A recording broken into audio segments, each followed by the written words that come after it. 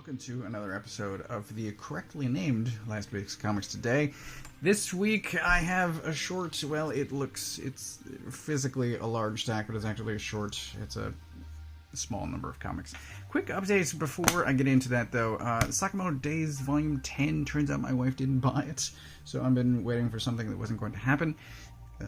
Long story short, it's coming to me now, and I will get to Sakamoto Days Volume 10 as quickly as I can. But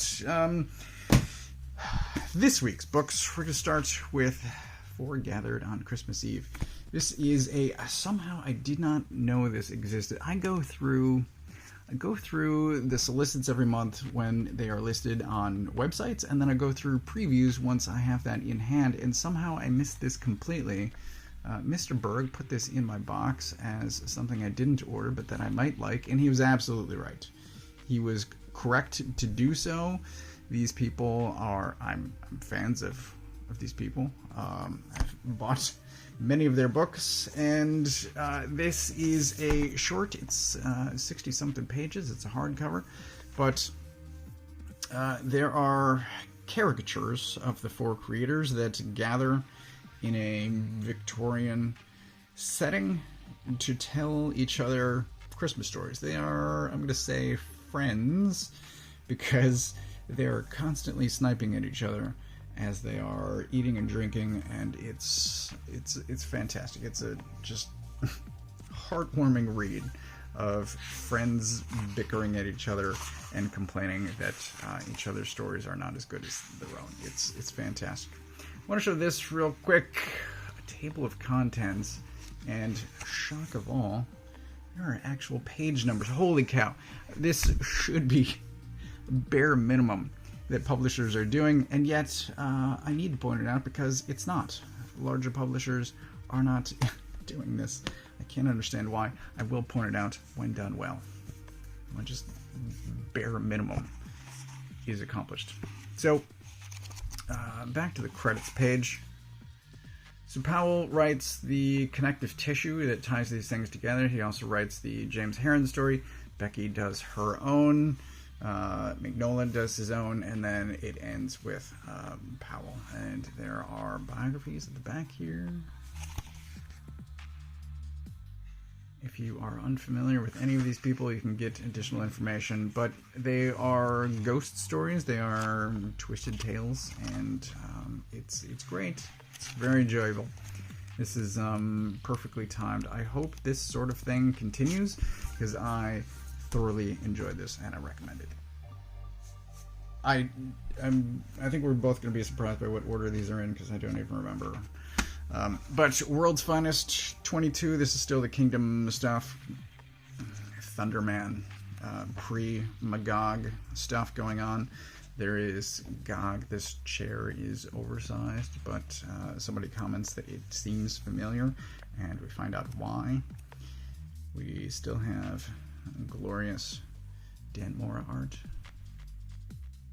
I think I like Supergirl in pants. Also, she looks good with short hair. But anyway, there are other people. I swear that's Spider-Man. He's just drawing Spider-Man. Anyway, you might know who that guy is. So this guy shows up, and there are answers here as far as what has been going on, what is about to happen, which seems strange, but also maybe makes sense, and I don't fully still understand how this ties into Kingdom Come the original, but it's good, I'm enjoying it, and I hope it stays that way. Up next, we have the 302 of G.I. Joe, and it's not as literally explosive as the first issue, but I mean, I opened this in the shop, and I'm just like, man, I really missed Chris Mooneyham. This guy is amazing. I love his art. So there was a death in the previous issue, and we get this mostly silent sequence, which is really well done. We also get movement on various plot threads as far as Cobra, Serpentor Khan, and what the Joes are doing It's, I would say this is a setting up issue. Like I said, it's not as explosive, as action-packed as the first issue. It is still well done. I still enjoy it. I'm still going to keep reading it. I wish there were slightly more context given to certain events, but I didn't read the previous 300 issues, and if I had, I would probably understand more about what was happening. So that's on me, not the book, not Hammer. Anyway, still enjoying it.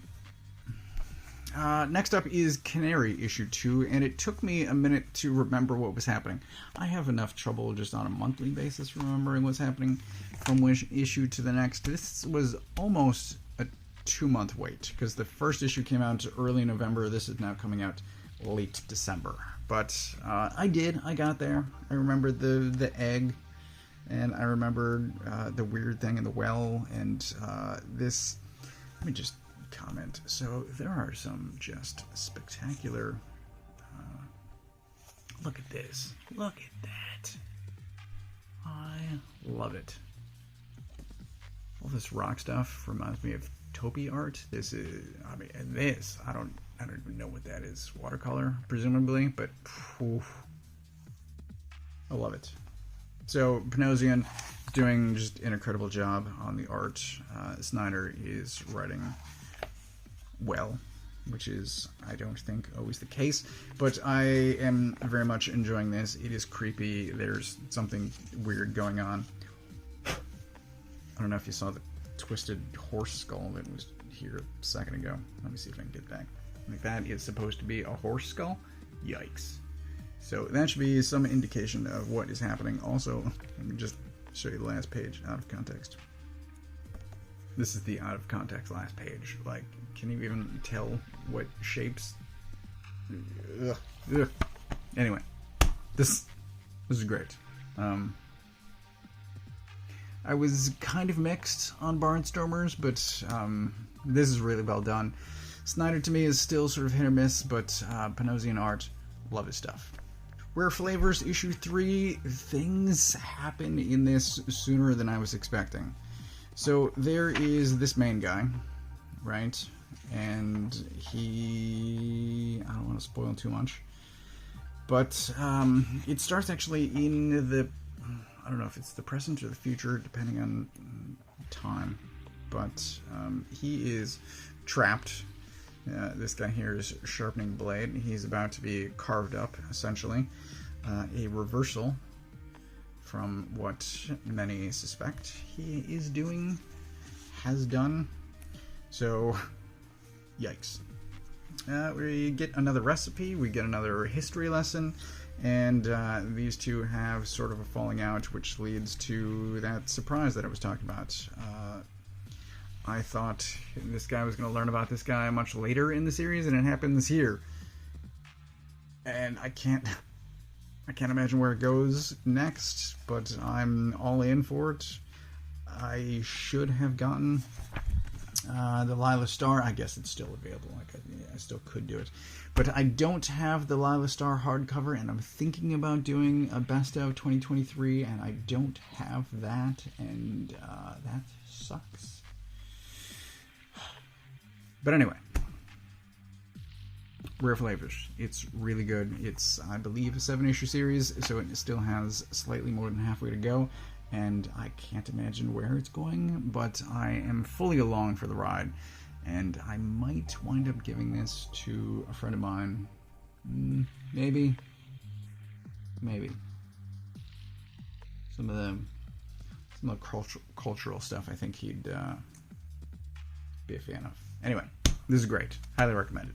Kill Your Darlings issue 4. This is another surprising issue because things, I mean, so it ended, last issue ended with her friend. They were in Dreamland, Fairyland. I don't remember if she has a specific name for it, but her friend had been taken over by the evil force of the land that had been corrupting what used to be her childhood daydream landscape. I really gotta figure out what the name of it is. He's got some Ripclaw Warblade action going on. Lady Deathstrike, perhaps. But there's a lot of stuff going on with her mother this issue, with context added to what we saw back in the first issue. All of it is incredibly, again, emotionally impactful. It's really well done. The art is great, and these two come crashing through the fantasy world back into the real world, and then yikes, like terrible things happen, and it's really, really good. Pretty terrible as far as what is being depicted, but this is phenomenal. Highly recommended. Also out this week is the collection for Hellboy 1957. I don't think I'm doing a separate video on this. I'm 2/3 of the way through, so I just finished issue 4 of 6 in this. They are all standalone one-shots, not a 6-issue overall series, but it's good. I don't think I have enough to say about it to fill a separate video, and I've done several Hellboy videos recently, I feel like. So I don't think I'm doing a separate video on this, but it is good, it's highly enjoyable, and I don't think I have any complaints.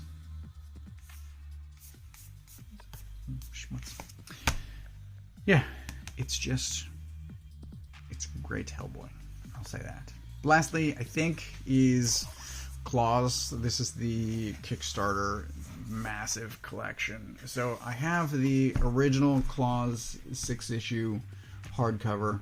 This is that, plus a bunch of additional artwork at the back, plus the one-shots that were done in subsequent years after. Like, it's so new, everything cracks. I've opened this exactly once so far. I will maybe do a video next year, because I've wanted to reread this for some time. I was hoping it might show up early enough that I could get a video out this year, and that's just not going to happen. Christmas is 3 days away at this point. It will have already happened by the time you see this video, but yeah, this is where I first noticed more. I don't know what he was working on before that, but this is where I first noticed and became a fan of Dan Mori. It's really, really well done. I bought it now 3 times, the original single issues, then the original hardcover, and now another hardcover. So I will have to find someone to gift that previous Klaus hardcover to. Anyway, if you haven't read Klaus, get this. It's so good. So that is everything that I got this week. I haven't even considered Pick of the Week yet. Pick of the Week, I will note that there were a couple of grammatical mistakes in this, and I think there were 2 editors listed, and I'm like, what are you doing? How did nobody catch this? There were just 3 editors, and nobody caught the grammatical mistakes. Anyway, Pick of the Week is what I was saying. This is really good. I think all of it is Pick of the Week except for G.I. Joe. All of this is good. I'm going to give Pick of the Week to Kill Your Darlings, but really, honestly, all of it's good. I would say G.I. Joe is the least good of those, but it's one of those setting up issues, so it's setting the stage for things to come. This is just a hair above the rest. All of it, like I said, is good. Rare Flavours.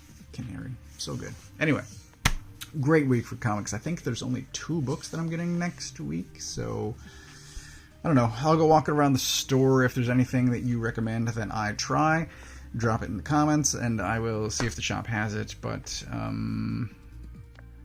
yeah. As always, I get all of my books from a local comic shop. If you don't know where yours is, you can use this URL to find the one closest to you. Thanks for watching.